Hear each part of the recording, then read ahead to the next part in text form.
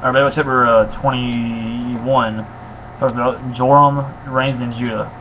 Jehoshaphat died and was buried with his fathers in the city of David, or Jerusalem, and Jehoram his son reigned in his place. He had brothers, the sons of Jehoshaphat, Azariah, Jehiel, Zechariah, Azariah, Michael, and Sheriphah. All these were the sons of Jehoshaphat, king of Israel. Their father gave them great gifts of silver, gold, and valuable possessions, together with 45 cities in Judah. But he gave the kingdom to Jehoram because he was the firstborn. When Jehoram had ascended the throne of his father and was established, he killed all of his brothers with the sword, and also some of the princesses of Israel.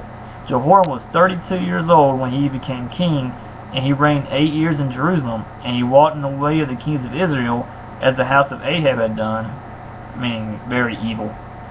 For the daughter of Ahab was his wife, and he did what was evil in the sight of the Lord. Yet the Lord was not willing to destroy the house of David, because of the covenant or promise that he had made with David, and since he had promised to give a lamp to him and to his sons forever.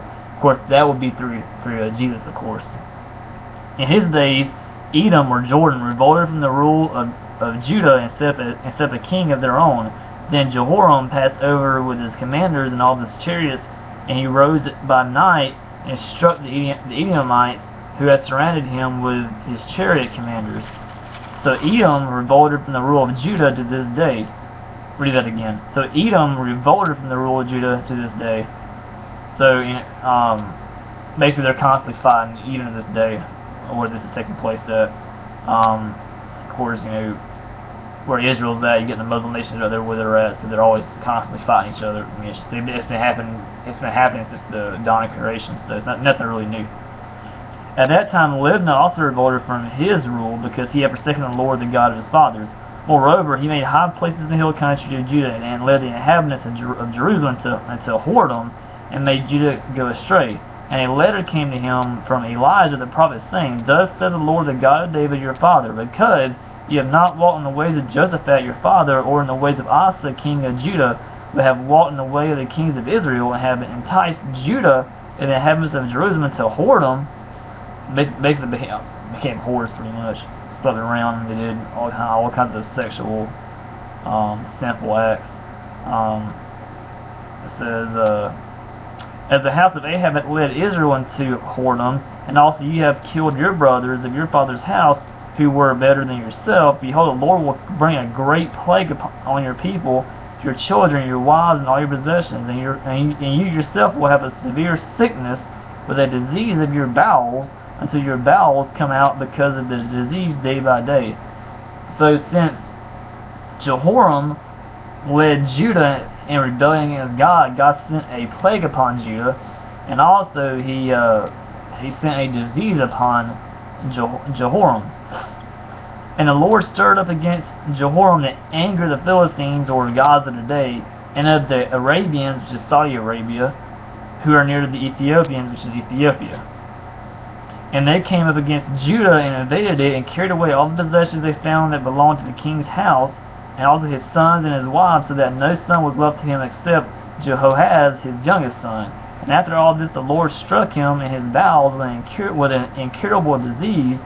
And this, in the course of time, at the end of 2 years, his bowels came out because of the disease, and he died in great agony. His people made no fire in his honor, but the fires made for his fathers. He was 32 years old when he began to reign, and he reigned 8 years in Jerusalem, and he departed with no one's regret. They buried him in the city of David, or Jerusalem, but not in the tombs of the kings. So since he led Judah in rebellion of God, they had no respect for him when he died. They said, heck with it, we'll just bury him, what would that be? And that's how it was. We have a map here. Edom and Libnah revolt. 848 BC.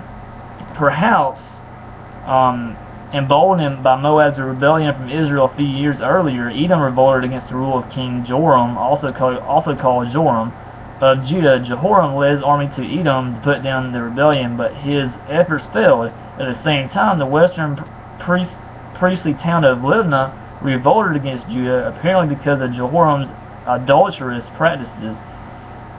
Philistines and Arabians also attacked Judah and plundered the royal palace, carrying away all its possessions and many of Jehoram's wives and sons. I have a map here. You have Jehoram of Judah tries to recapture Edom, which is Jordan today. He came from Jerusalem all the way over to where Jordan's at. And the Philistines and Arabians attacked Judah. Of course, they came from Arabians are, of course, Saudi Arabia today, and the Philistines are, of course, Gaza. And the Saudi Arabians came through where Gaza is at today to join forces with the Philistines to attack Judah. So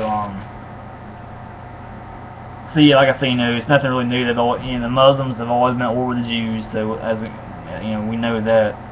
But here, the reason why God allowed these countries to attack Judah because Judah turned against God and continued in sin. So God sent a plague upon them, sent war upon them, and ended up killing their king Jehoram because he led them away from God, and God killed him because of sending a disease upon him. So that's chapter 21, and 22 will be next.